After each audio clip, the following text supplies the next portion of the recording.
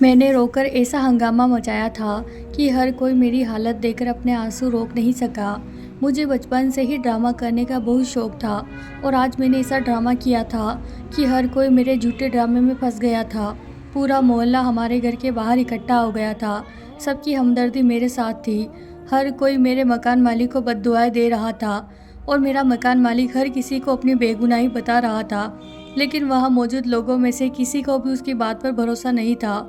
मैं एक लड़की थी और मेरी हालत बहुत ख़राब थी, इसीलिए हर किसी की हमदर्दी भी मेरे साथ ही थी। मैं रोते रोते तिरछी निगाहों से अपने मकान मालिक को देख रही थी, जो अपने आप को इस भीड़ के गुस्से से बचाने की कोशिश कर रहा था। कुछ देर पहले ही वो किराया मांगने मेरे घर पर आया था और मैंने ऐसा ड्रामा किया था कि उसके पास इज्जत बचाने का कोई रास्ता बाकी नहीं रहा था। मेरा मकान मालिक एक बहुत शरीफ आदमी था, बस थोड़ा सा गुस्से का तेज था, लेकिन उसने कभी किसी पर कोई बुरी नज़र नहीं डाली थी। आज भी वो किराया मांगने आया तो मेरे ऊपर बहुत ज़्यादा गुस्सा करने लगा, क्योंकि हमारे ऊपर पिछले कई महीनों से किराया चढ़ा हुआ था और हमने दिया भी नहीं था। आज भी हमारे पास उसे देने के लिए पैसे नहीं थे, इसीलिए मैंने बहुत सोच समझकर किराए से बचने के लिए यह खेल खेला था और झूठ बोलकर उसे अपने घर के अंदर लेकर आ गई कि आज मैं उसे आधा किराया दे दूँगी। पहले तो वह मुझसे मना करने लगा, लेकिन मैंने उसे ज़बरदस्ती अंदर बुला लिया। मैंने उससे कहा कि गर्मी बहुत है, आप इतनी दूर से चलकर आ रहे हैं, अंदर आ जाइए, मैं आपको ठंडा शरबत पिलाती हूँ। उसे पता नहीं था कि मेरी माँ घर में नहीं है और इस वक्त मैं घर पर अकेली हूँ। वो बेचारा तो अनजाने में ही बाहर खा गया। मेरे बार बार कहने पर वह घर के अंदर आ गया और मैंने मौका देकर बिस्तर पर बिछी चादर को खींचकर नीचे फेंका, अपने बालों को नोचा और फिर बहुत तेजी के साथ अपने कपड़ों और आस्तीन को फाड़ दिया। मैंने खुद ही अपने हाथों से अपने कंधे को इतनी जोर से दबाया था कि उंगली के निशान पड़ गए थे। मैंने यह सब कुछ इतनी चालाकी से और इतनी जल्दी में किया था कि मेरे सामने खड़ा मेरा 31 साल का मकान मालिक हक्का बक्का रह गया था। उसके तो दिमाग पे भी कुछ ऐसा नहीं होगा कि मैं इतनी घटिया हरकत करूंगी। उसे पैसे देने के बजाय अपने घर और अपने आप को बिखेर दिया था, क्योंकि मुझे लगा था कि इस तरह हमारी उसे जान छूट जाएगी और वो डर की वजह से दोबारा हमारे घर पर किराया मांगने नहीं आएगा। इस तरीके से हमारा सारा किराया माफ़ हो जाएगा। मेरी इस हरकत से वो इतना ज़्यादा डर गया था और हैरानी से मुझसे पूछ रहा था कि यह तुम क्या कर रही हो। इससे पहले वो मेरी इस हरकत को और मेरी सोच को समझ पाता, मैंने ऐसा हंगामा मचाया था कि उसे कुछ समझने और भागने का मौका भी नहीं मिला। ये एक छोटा सा मोहल्ला था और यहाँ पर सबके घर एक दूसरे से मिले हुए थे। मेरी हल्की सी चीख पर पड़ोस वाले सब लोग घर के बाहर इकट्ठा हो गए। मकान मालिक बहुत गुस्से से मुझे घूर रहा था, उसके चेहरे का रंग उड़ा हुआ था। उसने तो कभी सपने में भी नहीं सोचा होगा कि मैं कोई ऐसी वैसी हरकत करूंगी, और अब जो वो समझ चुका था कि मैंने उसके साथ क्या किया है, तो वो मुझे धमकाने लगा कि अगर मैंने शोर बंद नहीं किया तो वो मुझे इस घर से हमेशा के लिए धक्के मारकर निकाल देगा। लेकिन मैंने भी सोच लिया था कि मैं उसकी किसी भी बात से नहीं डरूंगी। मैंने उसकी धमकियों की परवाह किए बगैर ही घर का दरवाजा खोला और चीखती चिल्लाती हुई बाहर निकल गई। मेरे बिखरे बाल, फटे हुए कपड़े और गर्दन पर, बाजू पर मौजूद उंगलियों के निशान देखकर सभी लोगों की आंखें फटी की फटी रह गई। बाहर इकट्ठा हुए लोग मुझे इस हालत में देखकर आपस में कानों में बातें करने लगे। मैंने रो रो कर इस कदर हंगामा खड़ा किया था कि वहाँ मौजूद औरतें मुझे सहारा दे रही थी, मेरे ऊपर तरस खा रही थी, इस मकान मालिक को कोस रही थी। जिसके मुंह में जो बात आ रही थी वह कहता ही चला जा रहा था। हर कोई मकान मालिक को यह कहकर कोस रहा था कि देखने में तो कितना सीधा साधा और शरीफ नजर आता है, लेकिन करतूत तो देखो। जवान लड़की को अकेले घर में क्या देखा, अपनी औकात दिखा बेटा। माना कि ये लोग गरीब हैं, किराया नहीं दे सकते, लेकिन इसका मतलब यह नहीं है कि कोई भी दरिंदा हमारे बच्चों की इज्जत लूट लेगा। ये लड़की सिर्फ अपनी माँ की नहीं बल्कि हमारे मोहल्ले की भी बच्ची है, और मकान मालिक की घटिया हरकत पर हम लोग चुप नहीं बैठेंगे।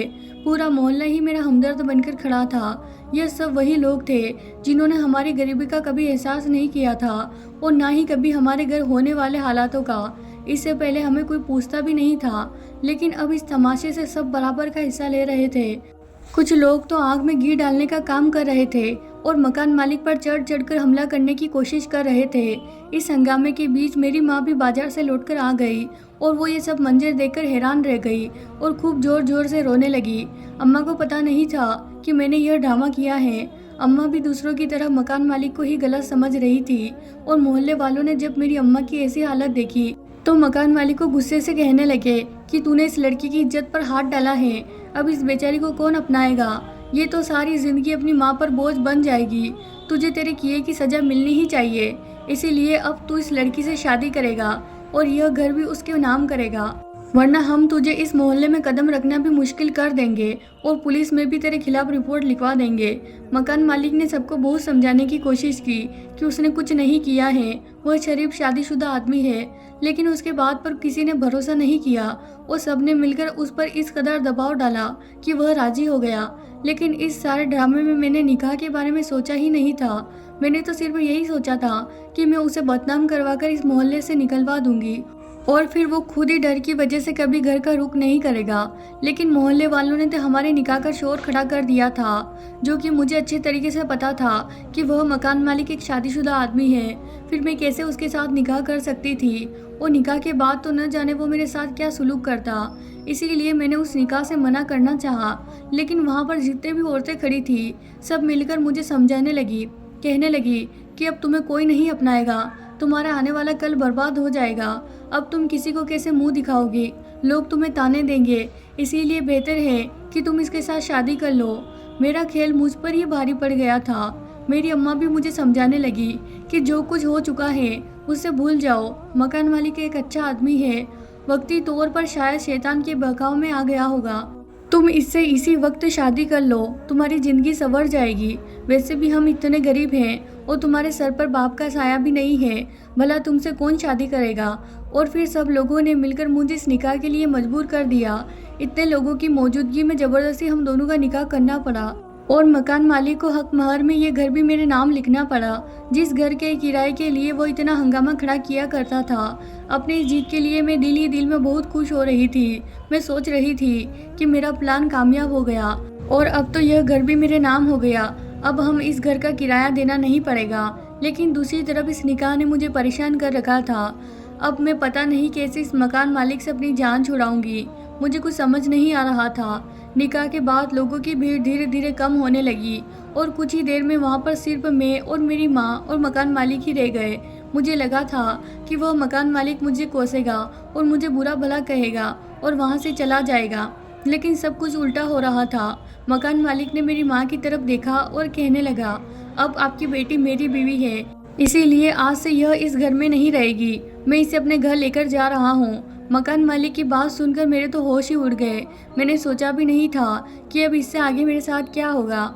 मुझे इस बात का भी अंदाजा नहीं था कि वो भी मुझे अपने साथ ले जाने की बात कहेगा, जबकि वह पहले से ही शादीशुदा था। उसके घर में उसकी बीवी पहले से ही थी, लेकिन उसने मेरी कलाई को जोर से पकड़ा और मेरे 1000 बार मना करने के बाद भी मेरी माँ से कहा, आज से आपकी बेटी आपके घर से रुखसत हुई, अभी ये मेरी जिम्मेदारी है और मेरे साथ ही रहेगी और यह घर अब से आपका है, आप इसमें चैन सुकून से रहिए। आज के बाद मैं आपसे किराया मांगने भी नहीं आऊँगा। वो आदमी मुझे गुस्से से खींचता हुआ अपनी गाड़ी में बैठाकर अपने घर ले आया। उसके साथ अकेले गाड़ी में बैठते ही मेरे हाथ पैर कपकपाने लगे, क्योंकि अब न ही मेरी माँ मेरे साथ थी और न ही मोहल्ले वाले। आगे पता नहीं मेरे साथ क्या होना था। अब जो कुछ भी ये आदमी मेरे साथ करता वो मुझे अकेली झेलना था। मैं नहीं जानती थी कि वो मुझे कहाँ लेकर जा रहा है। मकान मालिक की आंखों में गुस्सा और नफरत देखकर मेरी तो जान निकल रही थी। 1 घंटे के सफर के बाद गाड़ी एक छोटे से मकान के आगे रुक गई। वो मुझे गाड़ी से जबरदस्ती उतारकर घर के अंदर ले गया और एक कमरे में ले जाकर मुझे पटक दिया। मुझे ऐसा लग रहा था जैसे कयामत आने वाली हो। अब मैं उसकी बीवी थी और वो मुझ पर हक रखता था। वो मेरे साथ कुछ भी कर सकता था। पता नहीं वो मेरे साथ कैसा सुलूक करता। यहाँ तो मुझे कोई बचाने वाला भी नहीं था। लेकिन इस वक्त वो मुझसे बिना कुछ कहे कमरे से बाहर चला गया। मैंने बहुत चालाकी से जो तमाशा खड़ा किया था वो खत्म हो चुका था और अब मुझे डर लग रहा था। पता नहीं आगे मेरे साथ क्या होने वाला था। मैं अपने खड़े किए तमाशे पर ही पछता रही थी। यही सब बातें सोचकर मैं रोने लगी। अभी मुझे रोते रोते थोड़ी ही देर हुई थी कि कमरे का दरवाज़ा खुला और एक बहुत खूबसूरत जवान लड़की मेरे कमरे में आ गई। वो इतनी खूबसूरत और गोरी थी, मैं उसे देखते ही रह गई। मैं पहली नज़र में ही उसे पहचान गई थी कि वो मेरे मकान मालिक की पहली बीवी है। उसे देखते ही फ़ौरन मेरे दिमाग में यह बात आई जिस आदमी की पहली बीवी इतनी खूबसूरत और हसीन हो, वो मुझ जैसी लड़की पर क्यों नजर डालेगा। जैसे जैसे वो लड़की मेरे करीब आने लगी, मेरे होश उड़ने लगे। मुझे डर लग रहा था कि पता नहीं वो मेरे साथ क्या सुलूक करेगी, क्योंकि कोई भी औरत अपने शौहर को किसी दूसरी औरत के साथ नहीं बांट सकती। और जिस तरह आज हमारा निकाह हुआ था, उसके बाद तो मुझे इस लड़की से किसी भी अच्छाई की उम्मीद नहीं थी। शायद उसके शौहर ने उसे मेरी सच्चाई बता दी हो। शायद वो जानती हो कि मैंने किस तरह उसके शौहर पर झूठा इल्जाम लगाकर उसे फंसाया है और पूरे मोहल्ले के सामने उसे बेइज्जत किया है। अब शायद वो मुझसे सबका बदला जरूर लेगी। अगर सच में उसे यह सब कुछ पता होगा तो वो मेरे साथ क्या कर बैठेगी। वो मुझे बहुत घूर घूर कर देख रही थी। ऐसा लग रहा था जैसे वो मुझ में कुछ तलाश कर रही हो। कुछ देर वो खामोशी से मुझे देखती रही और फिर मुस्कुराकर मेरे चेहरे पर लटकते हुए बालों को बहुत ही प्यार से कानों के पीछे करते हुए कहने लगी, तुम तो बहुत ही खूबसूरत हो, लेकिन तुम कैसी दुल्हन हो। तुम तो तैयार भी नहीं हुई हो। तुमने तो शादी वाला लहंगा भी नहीं पहनना। क्या तुम अपनी शादी की रात सजना संवरना नहीं चाहती हो। उसकी बात सुनकर मैंने घबराकर उसके चेहरे की तरफ देखा। उसकी बात करने में नहीं कोई चुभन थी और न ही कोई ताना, बल्कि उसके चेहरे पर तो हल्की हल्की मुस्कुराहट थी। उसकी यही मुस्कुराहट मुझे बहुत ज़्यादा हैरान कर रही थी। उसकी नज़र मेरी खाली कलाइयों पर पड़ी तो उसने झट से अपने हाथों से अपने कंगन उतारे और मेरे हाथों में पहना दिए। बहुत ज़्यादा हैरत से वो इस सारे मंजर को देख रही थी कि मैं उसकी सौतन थी और वो कैसे मेरे साथ इसे मोहब्बत से बातें कर रही थी, और वो भी इस तरह के निकाह पर। लेकिन वो तो बहुत ही मोहब्बत से बात कर रही थी। थोड़ी देर वो मेरे पास बैठी रही और मुझसे बातें करती रही। उसकी बातों में मोहब्बत की चाशनी घुली हुई थी। उसने मुझसे कोई भी ऐसी बात नहीं की थी जिससे मुझे ऐसा लगे कि वो मुझसे नफरत करती है, और ना ही कोई दुश्मनी की बात की थी, बल्कि वह तो बराबर मुस्कुराती ही चली जा रही थी। उसकी मोहब्बत भरी बातों ने मुझे कुछ हौसला दिया था और मैंने डरते डरते उससे कहा कि मुझे अयान से बहुत डर लग रहा है। पता नहीं वो मेरे साथ कैसा सुलूक करेंगे। जाने अनजाने में मुझसे जो खता हुई है, मैं जानती हूँ वो बहुत बड़ी गलती है, लेकिन गरीबी ने मुझे गलत कदम उठाने पर मजबूर किया था। उस लड़की से अपने किरदार की सफाई पेश करने लगी। मेरी बात सुनकर वो कहने लगी कि तुम फिक्र मत करो, अयान बहुत अच्छा आदमी है, वो तुम्हें कुछ भी नहीं कहेंगे। और फिर वो उठकर कमरे से बाहर चली गई और कुछ ही देर बाद लौटकर आई तो उसके हाथ में दूध का गिलास मौजूद था। उसने जबरदस्ती वो दूध का गिलास मेरे हाथों में पकड़ाया और मुझसे कहने लगी, यह दूध पी लो और तुम देखना अयान तुम पर बिल्कुल भी गुस्सा नहीं करेंगे। वो दूध का गिलास मुझे थमाकर फिर से कमरे से बाहर चली गई। मुझे भी भूख लगी थी, क्योंकि सारे ड्रामे की वजह से मैं दोपहर का खाना खाना भी भूल गई थी, और उसके बाद निकाह का चक्कर और इस घर के आने तक रात हो गई थी। इसीलिए मैंने भी वो दूध का गिलास पूरा ख़त्म कर दिया और कमरे में यहाँ वहाँ नज़र दौड़ाने लगी। कुछ ही देर गुजरी थी कि कमरे का दरवाज़ा दोबारा से खुला और यह देखकर मेरे पैरों तले से ज़मीन निकल गई कि मेरी सौतन दूल्हा बने कमरे के अंदर आ रही थी और उसने कमरे के दरवाजे पर अंदर से कुंडी लगा दी थी। उसकी इस हरकत पर मैं बहुत ज़्यादा घबरा रही थी। पता नहीं वो किसकी शादी की शेरवानी पहनकर आई थी। उसके साइज़ में भी बहुत बड़ी आ रही थी और सर पर भी उसने बड़ा सा पगड़ी पहना हुआ था, जो शादी वाले दिन दूल्हा पहनता है। मुझे समझ नहीं आ रहा था कि अभी कुछ देर पहले मेरी सौतन बिल्कुल ठीक थी और मुझसे बातें कर रही थी। अचानक इसको क्या हो गया। वो क्यों दूल्हे के कपड़े पहनकर मेरे पास आई है और इसने दरवाजे से अंदर से गुंडी क्यों लगाई है। वो आहिस्ता आहिस्ता मेरे बिस्तर पर आकर बैठ गई और अपने हाथ में पकड़ी एक छोटी सी मखमली डिब्बी खोलकर मेरे सामने रख दी, जिसमें खूबसूरत सी सोने की चेन चमक रही थी। वो मोहब्बत से मुस्कुराती हुई कहने लगी कि तुम्हारी मुंह दिखाई का तोहफा है मेरी तरफ से। तुम मेरी दुल्हन हो और तुम बहुत ही अच्छी हो। उसकी बात सुनकर तो मेरी जान ही निकल गई थी। मैं उसकी दुल्हन कैसे हो सकती थी। वो तो खुद भी एक लड़की थी। पता नहीं क्यों कैसी बेकी बेकी बातें कर रही थी। डरकर अपने बिस्तर से उठकर खड़ी हुई। मैंने उसे गुस्से से कहा कि लगता है तुम्हारा दिमाग खराब हो गया है, तुम कैसी बेकी बेकी बातें कर रही हो। उसने मुझे हाथ से पकड़ा और जबरदस्ती दोबारा बिस्तर पर बैठाकर कहने लगी, मैंने कहा ना तुम मेरी दुल्हन हो, अब तुम यहाँ से कहीं नहीं जाओगी। मैं तुम्हारा बहुत ध्यान रखूंगी, तुम्हें बहुत प्यार करूंगी, लेकिन तुम मुझे छोड़कर कभी मत जाना। मैं हक्का बक्का होकर उसकी बात सुन रही थी। मेरा बस नहीं चल रहा था कि मैं किसी भी तरह इस कमरे से निकलकर बाहर भाग जाऊं, लेकिन वो लड़की तो दुबली पतली होने के बावजूद भी मुझ पर अपना जोर दिखा रही थी। जब उसने मेरे चेहरे को छूने की कोशिश की तो मेरे मुंह से एक जोरदार चीख निकली और मैंने उसे धक्का देकर बाहर भागने की कोशिश की। जैसे तैसे मैं उसे छुड़ाकर दरवाजे के पास पहुंची और कुंडी खोली तो दरवाजा खोलते ही मुझे मकान मालिक अयान की शक्ल नजर आई। उसे देखते ही मैं बिना कुछ सोचे समझे उसके गले लगकर रोने लगी। सच तो यह था कि मैं अपनी सौतन की इस हरकत पर बहुत ज्यादा डर गई थी। पहले तो अयान मुझे गुस्से से देखने लगे और फिर जब उसकी नज़र कमरे में बिस्तर पर बैठी अपनी बीवी पर पड़ी तो वह कमरे में चले गए और अपनी बीवी से पूछने लगे, सूफिया तुम यहाँ क्या कर रही हो? अयान को देखकर सूफिया कहने लगी कि मैं तो दूल्हा बनी थी और यह गुड़िया मेरी दुल्हन है। हम दोनों की शादी हुई है। मैंने इसको मुंह दिखाने का तोहफा भी दिया है, पूछो इससे। लेकिन ये अच्छी दुल्हन नहीं है, इसने बहुत शोर मचाया है। अयान ने गहरी नज़र मुझ पर डाली और सूफिया को अपने गले से लगा लिया और कहने लगा, चलो सूफिया हम अपने कमरे में चलते हैं। मैं फटी फटी आंखों से इन दोनों मियाँ बीवी को देख रही थी। अयान ने भी उससे ज़्यादा सवाल जवाब नहीं किए थे और ना ही घटिया हरकत पर उसे डांटा था। वो सूफिया को अपने साथ अपने कमरे में लेकर चले गए और मैं कमरे में अकेली बैठी रह गई। काफ़ी देर बाद अयान वापस मेरे कमरे में मेरे पास आए और मेरे सामने बैठ गए। फिर उन्होंने मुझे एक ऐसा सच बताया जिसे सुनकर मेरी रूह कांप उठी। अयान कहने लगे कि मेरी और सूफिया की शादी आज से 5 साल पहले हुई थी। हम दोनों ने पसंद की शादी की थी। सूफिया मेरी फूफी की बेटी थी। इस शादी से हम दोनों बहुत ज़्यादा खुश थे, लेकिन शायद किस्मत को हमारी खुशी मंजूर नहीं थी। शादी के 4 महीने बाद ही सूफिया प्रेग्नेंट हो गई थी। हम बहुत ज़्यादा खुश थे, हम माँ बाबा बनने वाले थे। लेकिन कुछ महीने बाद ही अचानक से हमारा बच्चा ख़त्म हो गया और सूफिया से यह दुख बर्दाश्त नहीं हुआ। मैंने बहुत ही मुश्किल से उसे संभाला और समझाया कि औलाद तो खुदा की देन होती है, अगर चली गई तो क्या हुआ, ऊपर वाला हमें दोबारा औलाद की खुशी नसीब करेगा। मेरे समझाने से धीरे धीरे सूफिया वापस जिंदगी की तरफ आ गई। इस बात को 7 महीने ही हुए थे कि सूफिया दोबारा से प्रेग्नेंट हो गई। इस बार हम लोगों ने बहुत एहतियात की। मैंने सूफिया को अपने सर आंखों पर बिठाकर रखा, लेकिन किस्मत को शायद हमारा माँ बाप बनना मंजूर नहीं था। इस बार भी कुछ ही महीनों में हमारा बच्चा फिर से ख़त्म हो गया। दूसरी बार भी ऐसा ही होने पर सूफिया पूरी तरह टूट गई। मैं बहुत मुश्किल से उसे संभाल रहा, उसने जीना ही छोड़ दिया था। बहुत महीनों बाद जब वह दोबारा से ठीक हुई तो खुदा ने हमारी झोली में खुशियाँ फिर से भर दी।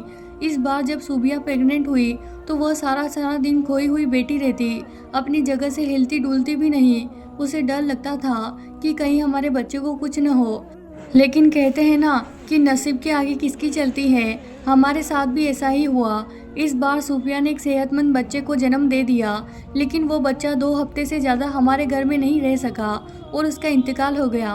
उसकी मौत ने सूफिया को इस कदर तोड़कर रख दिया कि उसकी दिमागी हालत ख़राब हो गई और वो पूरी तरह से पागल हो गई। कभी वो छोटे बच्चों की तरह खेलना कूदना शुरू कर देती तो कभी दुल्हन बनकर बैठ जाती, कभी खुद को दूल्हे की तरह तैयार होकर दूल्हा बन जाती तो कभी पागलों की तरह चीखने चिल्लाने लगती। पहले मेरे पास पैसों की कोई कमी नहीं थी, मेरे पास अपनी बहुत ज़्यादा ज़मीन और जायदाद थी। लेकिन आहिस्ता आहिस्ता सूफिया के इलाज के पीछे सब कुछ ख़त्म होता चला गया और मेरे पास कुछ भी नहीं बचा। अब इस हालात में सूफिया को अकेला नहीं छोड़ना चाहता था, इसीलिए मैंने अपने कारोबार से अपना ध्यान हटा लिया और अपने सारा ध्यान और वक्त सूफिया को देने लगा और फिर सब कुछ बर्बाद होता चला गया। अब बात यहाँ तक आ गई कि मेरा सब कुछ बिक गया। एक वही घर बच गया था जिसमें तुम और तुम्हारी माँ किराए पर रहते थे। मजबूरन मुझे किराए के लिए तुम लोगों को मजबूर करना पड़ता था, क्योंकि साइकेट्रिस्ट ने कहा था सूफिया के इलाज पर बहुत ज़्यादा पैसा खर्च होगा और मेरे पास इतने पैसे नहीं थे। इसीलिए न चाहते हुए भी मैं बार बार तुम लोगों के दरवाजे पर किराया मांगने आता। मेरे हालात ने मुझे इतना ज़्यादा चिड़चिड़ा बना दिया था कि मैं कुछ भी ना सोचे समझे तुम लोगों पर चीखता चिल्लाता और गुस्सा करता रहता। मैं जानता था कि यह सब कुछ गलत है, लेकिन मैं बहुत ज़्यादा जहरीली दवाई का शिकार था और मेरी फ्रस्ट्रेशन तुम लोगों पर निकल रही थी। अपनी जान से ज़्यादा प्यारी बीवी का इस तरह पागल होना और एक के बाद एक 3 बच्चों को खो देना मेरे लिए भी बहुत बड़ा सदमा था। फ़र्क सिर्फ इतना था कि सूफिया अपने आप को नहीं संभाल सकी और दिमागी बीमार हो गई, लेकिन मैं खुद को संभाल लिया। मैं दिन रात सूफिया के इलाज के लिए परेशान रहता।